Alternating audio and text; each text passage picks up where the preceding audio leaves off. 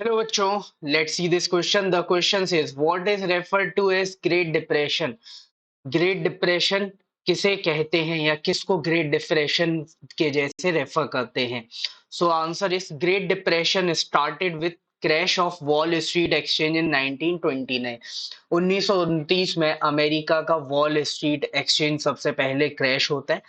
उसके बाद जो नेक्स्ट 3 इयर्स आते हैं, दैट इज 1929 से लेके 1932 में यूएस की जो नेशनल इनकम है वो जस्ट हाफ हो जाती है। कि पहले अगर मान के चलो $100 थी, तो अब वो $50 पे आ जाती है इन 3 सालों में ही।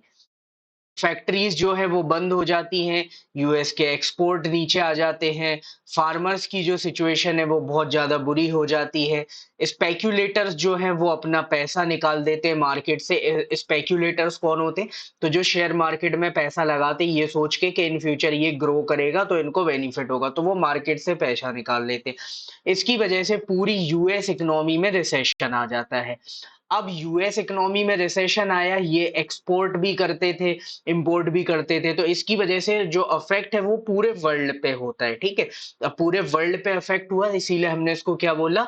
Great depression. जैसे अभी कोविड के बाद हुआ, कि कोविड के बाद सारी कंट्रीज पर इफेक्ट पड़ा। अब जैसे कोविड के बाद सिनारियोज जब नॉर्मल भी हुए तो अमेरिका में सिचुएशंस खराब हुई। वहां का जो सेंट्रल बैंक है उसने वहां पे रेट चेंज किए, तो डॉलर की प्राइसेस में चेंज आया। अब डॉलर की प्राइस में चेंज आया तो हर एक कंट्री की जो करेंसी है वो अफेक्ट हो रही है। तो सेम ऐसे ही हुआ इस टाइम पे कि यूएस में रिसेशन आया तो उसने पूरे वर्ल्ड को अफेक्ट किया।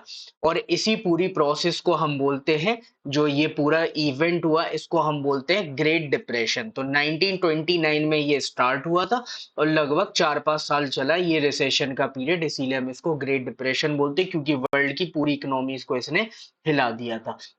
So this will be your final answer. Hope you understood it well. Best of luck. Thank you.